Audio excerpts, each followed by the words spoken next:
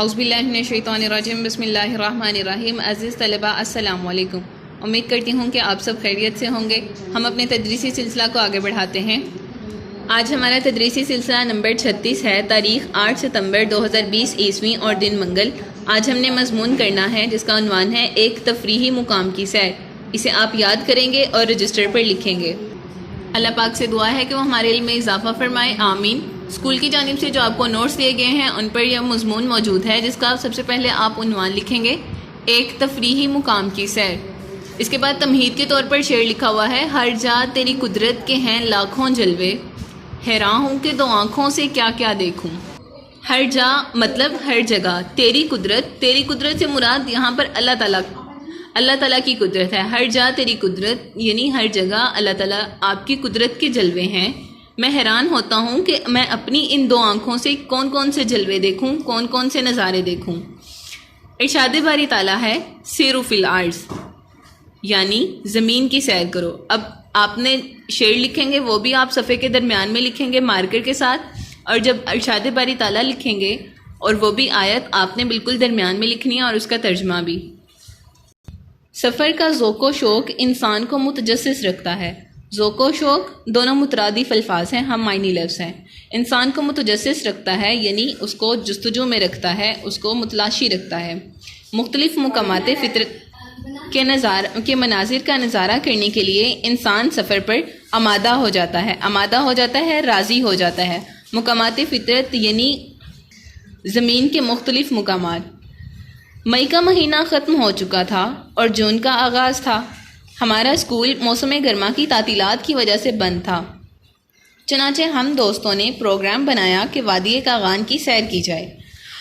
آخر ہم نے رخت سفر باندھا۔ رخت سفر یعنی سامان سفر، سفر کے لیے روانہ ہونے کے لیے جو سامان تھا وہ باندھا اور اپنے اساتذہ کی نگرانی میں روانہ ہوئے۔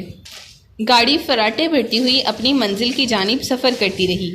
ہم ایک دوسرے کو لطیفے سناتے اور ہنسی مذاق کرتے ہوئے وقت گزارتے رہے۔ اب وہ اپنا سفر بتا رہے ہیں کہ ہم جب روانہ ہوئے تھے تو ہم جب گاڑی میں سوار ہوئے، پھر ایک دوسرے کو لطیفے سناتے اور ہنسی مذاق کرتے وقت گزار رہے تھے۔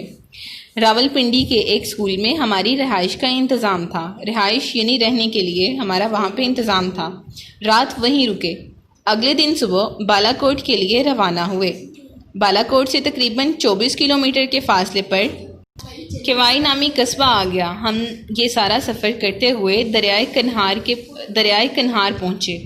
دریا کا پانی پتھروں سے ٹکراتا ہوا پرشور آواز میں تیزی سے بہتا جا رہا تھا۔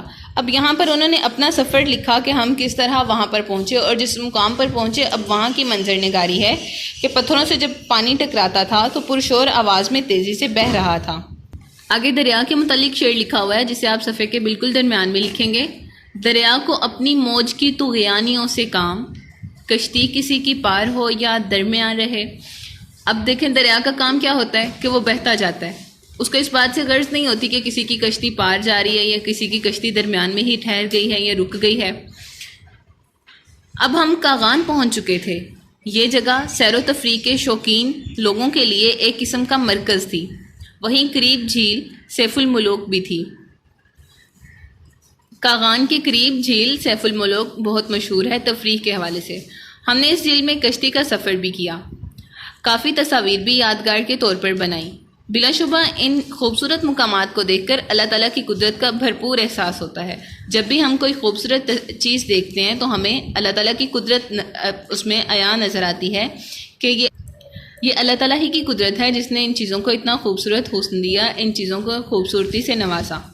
ہمارا یہ سفر اس قدر دلچسپ اور یادگار تھا کہ اس کے مناظر آج بھی میری آنکھوں کے سامنے ہیں۔ جب مجھے وہ جھیل اور وہ وادیاں یاد آتی ہیں تو میرا دل ان خوشکن تصورات میں کھو جاتا ہے۔ ہر ایک مقام سے آگے مقام ہے تیرا، حیات ذوق سفر کے سوا اور کچھ نہیں۔ حیات ذوق سفر کے سوا کچھ اور نہیں، یعنی ہماری زندگی جو ہے، حیات سے مراد ہے زندگی، ذوق سفر مسلسل چلتے رہنے کا نام ہے، تو ہماری زندگی اس سفر کے سوا اور کچھ بھی نہیں ہے۔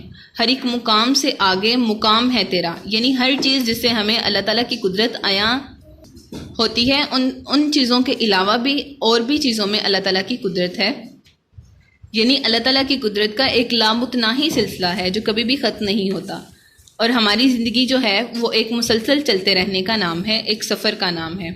یہ مضمون تھا جسے آپ یاد کریں گے اور پھر اپنے رجسٹر پر لکھیں گے انشاءاللہ۔ اللہ حافظ۔